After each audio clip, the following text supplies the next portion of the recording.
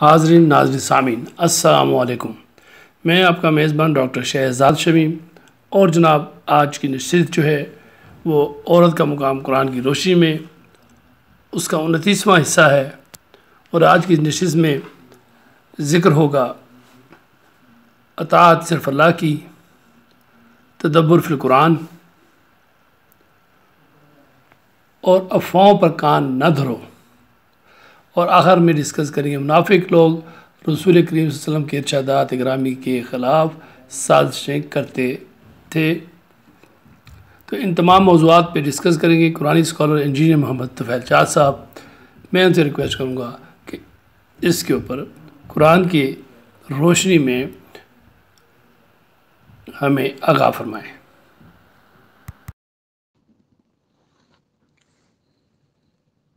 بسم اللہ الرحمن الرحیم۔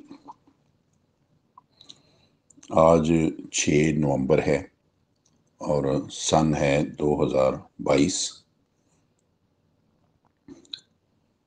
میں ہوں محمد طفیل شاد۔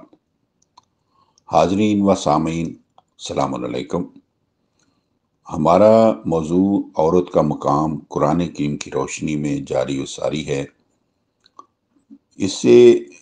اس کی پچھلی سیٹنگ میں 28 میں نے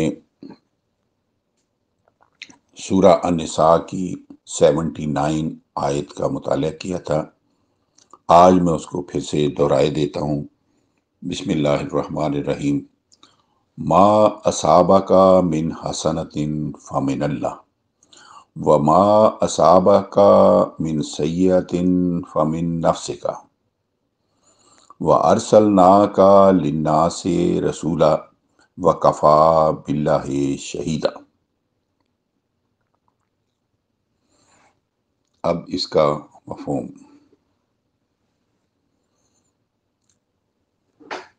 اے رسول، خود آپ کو بھی جو بھلائی پہنچتی ہے وہ بھی اللہ کی طرف سے، یعنی قوانین مشیت کے مطابق پہنچتی ہے، اور وہ ان کاموں کا نتیجہ ہوتا ہے جو قوانین الہی سے ہم آہنگ ہوتے ہیں،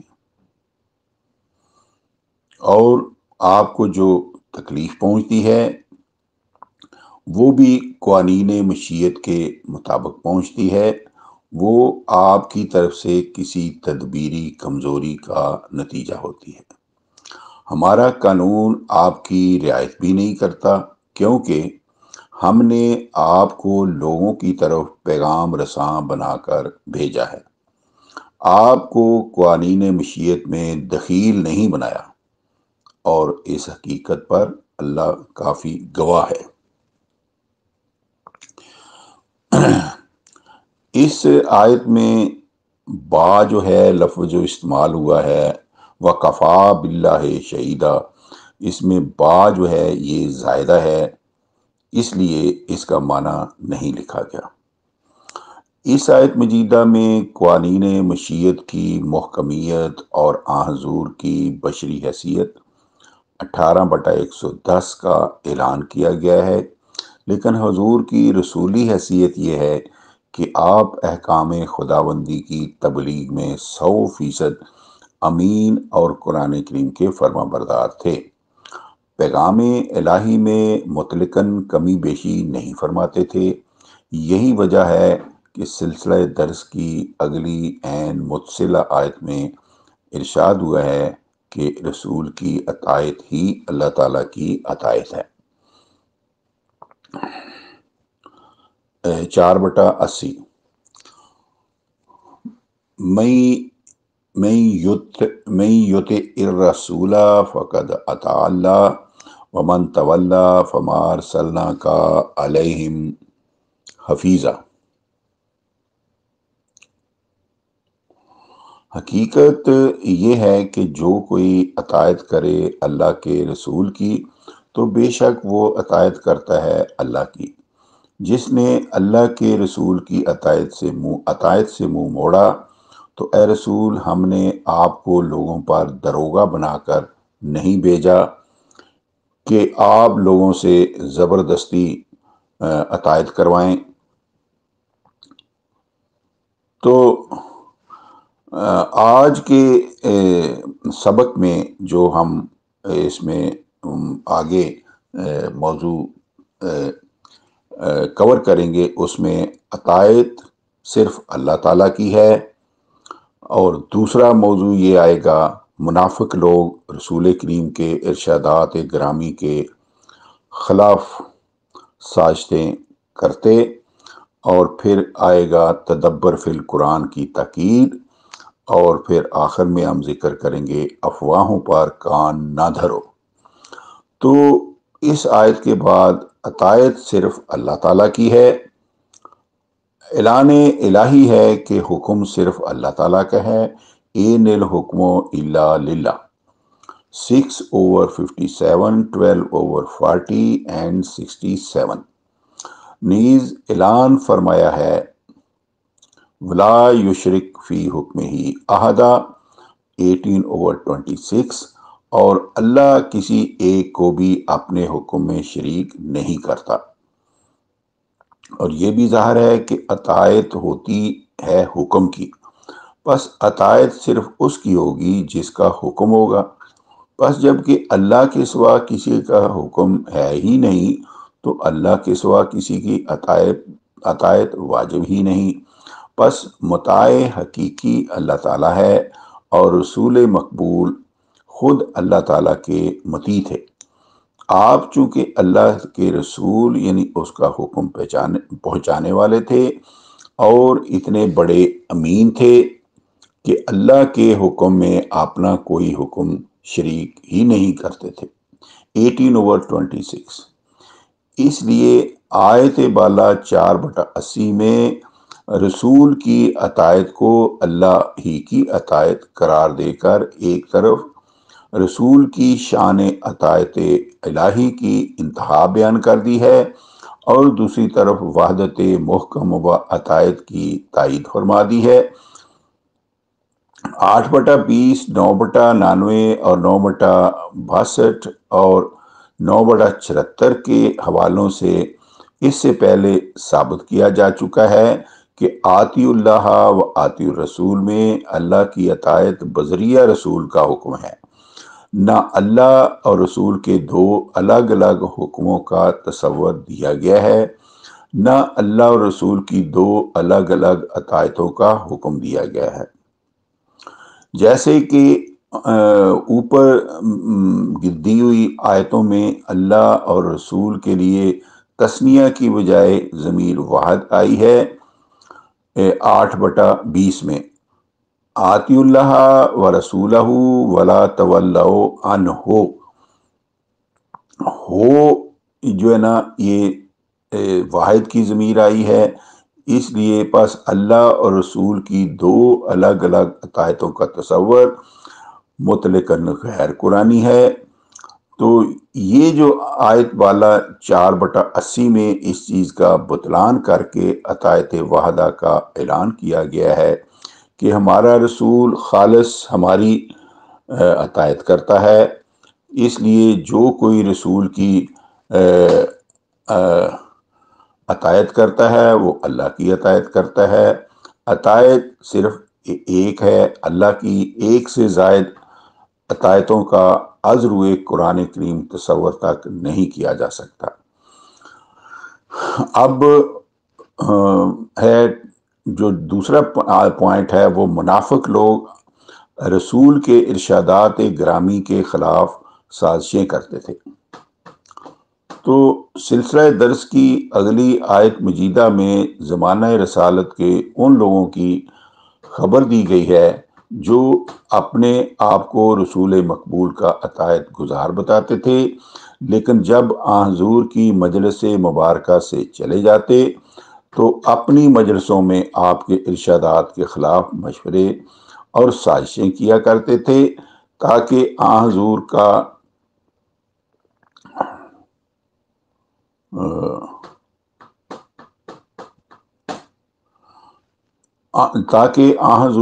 وقتی منصوبہ ناکام ہو جائے، لیکن حکم ہوتا ہے کہ آپ ان کی پرواہ نہ کریں اور اللہ کے قانون پر بھروسہ رکھیں۔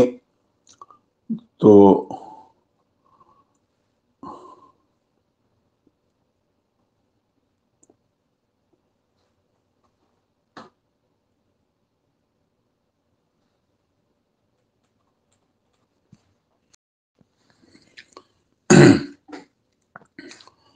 آگے اللہ تعالیٰ فرماتے ہیں وَيَقُولُونَ طَاعَةٌ فَإِذَا بَرَزُوا مِنْ عِنْدِكَ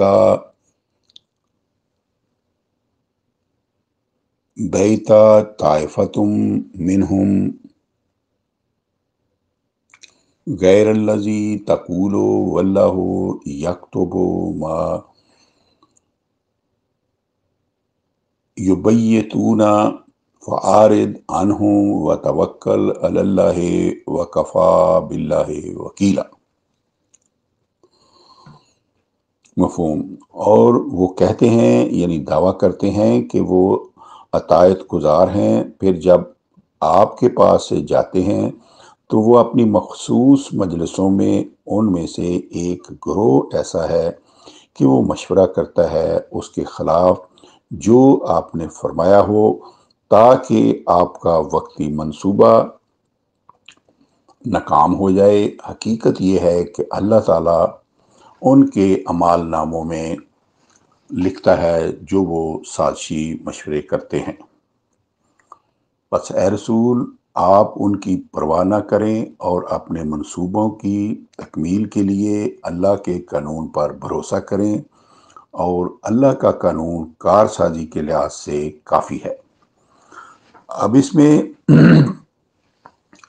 جو وضاحت طلب چیز ہے وہ ہے توکل علی اللہ۔ یہ عوامی مفہوم غیر قرآنی ہے کہ ہم اللہ تعالیٰ کے قوانین فطرت سے بے اعتنائی برتیں اور اللہ تعالیٰ پر بھروسہ رکھیں کہ وہ ہمارے کاموں کو اپنے خود متعین کردہ قوانین کے خلاف سنوار دے گا۔ واضح رہے کہ لفظ توکل کا 6 حرفی مادہ واو کاف لام وکل ہے، جس کا بنیادی معنی ہے بھروسہ کرنا۔ اب اگر کوئی شخص درخت کی ٹہنی پر اگلی طرف بیٹھ کر اسے آری کے ساتھ کاٹنا شروع کر دے اور اللہ پر بھروسہ رکھے ہوئے ہو کہ وہ اسے گرنے سے بچا لے گا، تو ظاہر ہے اس کا یہ توکل علی اللہ مطلقاً غلط ہے۔ یقیناً ٹہنی کے کٹنے کے ساتھ ہی وہ بھی زمین پر آ گرے گا۔ کیوں؟ اس لیے کہ جس اللہ پر وہ توکل بھروسہ کیے ہوئے تھا، اس کا معینہ قانون یہ ہے کہ کوئی وزندار چیز بغیر سہارے کے ٹھہر نہیں سکتی، چونکہ جس ٹہنی کے سہارے وہ خود ٹہنی پر ٹھہرا ہوا تھا، جب وہ سہارا ہی نہ رہا، زمین پر آ گرا، تو وہ بھی اس کے ساتھ ہی زمین پر آ گرے گا۔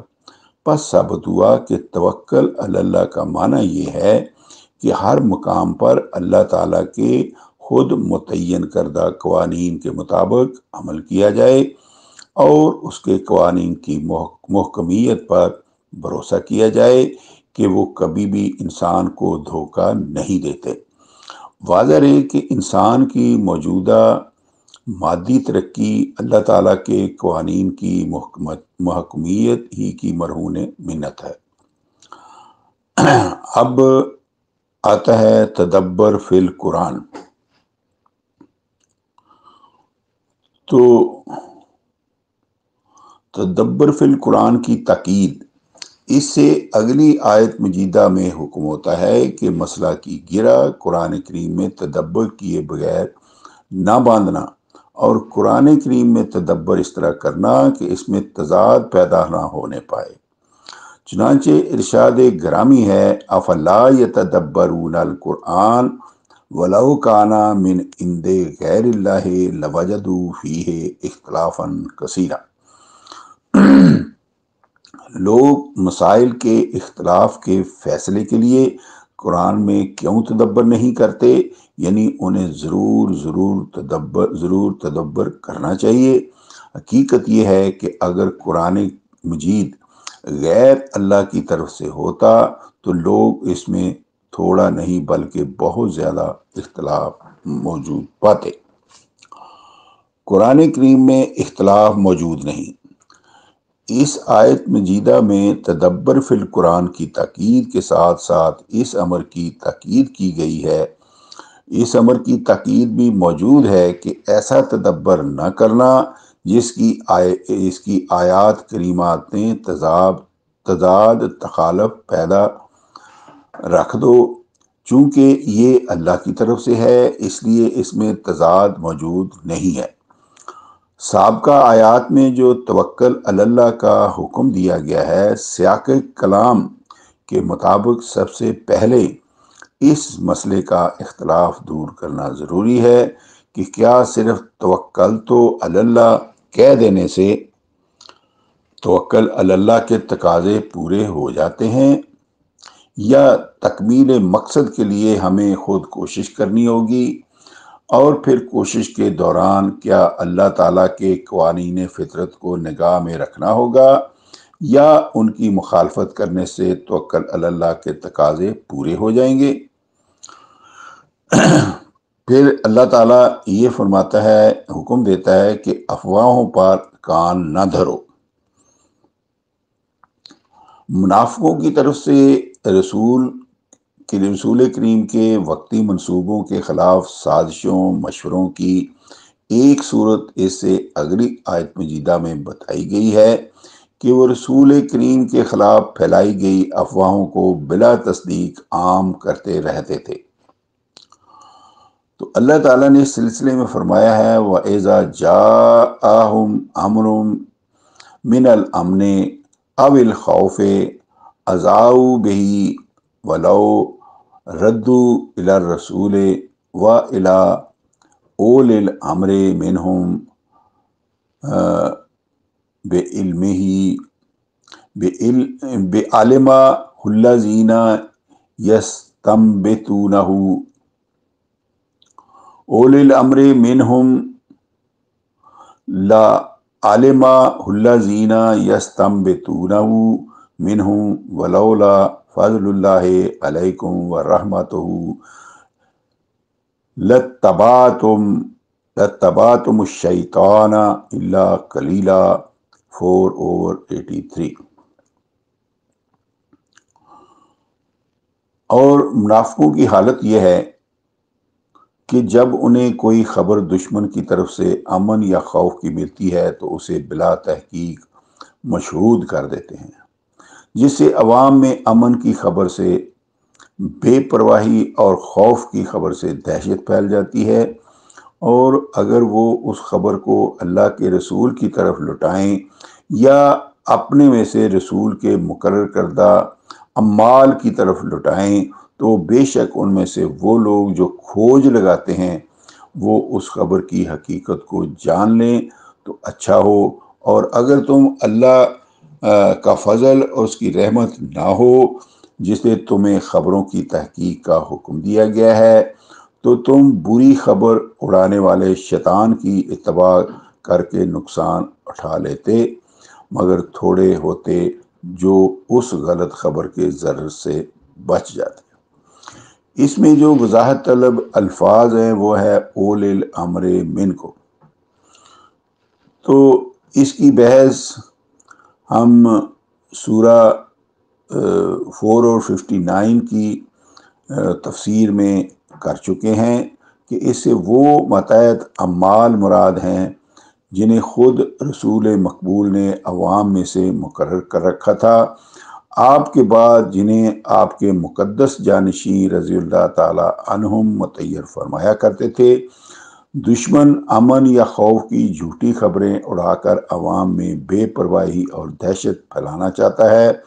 اس کا یہ انسداد بتایا گیا ہے کہ عوام میں سے جو شخص کوئی خبر سنے اسے آگے نہ پھیلائے، بلکہ یا تو حضور کے پاس لے جائے اور یا اپنے قریب کے اس عمل کے پاس لے جائے جو خود مرکز ملت کی طرف سے مقرر کیا گیا ہو۔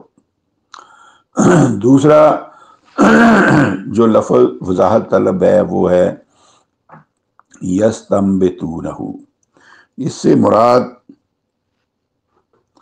ہے کہ ریاست کی طرف سے جو لوگ خبروں کی تصدیق کے لیے مقرر کیے گئے ہیں وہ اس خبر کا کھوج لگا کر اور پوری تحقیق کے بعد عوام میں پھیلائیں تاکہ معاشرہ غلط خبر کے ضرر سے بچ جائے۔ تیسرا پوائنٹ یہاں جو وضاحت طلب ہے، شیطان سے مراد ہے معاشرہ میں غلط خبر اڑانے والا۔ ویسے اس لفظ کا 6 حرفی مادہ شین توئے نون شطن، جس کا بنیادی معنی ہے مخالفت کرنا اور دور ہونا، تو شطن کا معنی ہے وہ مخالف ہو گیا۔ شطن الدارو کا معنی ہے گھر دور ہوا۔ یہ لفظ عموماً اللہ تعالیٰ اور حق و صداقت سے دوری کے لیے آتا ہے، جیسے کہ شطن الرجلو کا معنی ہے بعد عن الحق، آدمی حق و صداقت سے دور ہو گیا۔ اسی طرح شیطان سے مراد وہ آدمی ہے جو حق و صداقت سے دور ہو گیا۔ جھوٹی خبریں اڑانے والے کے لیے اس نہج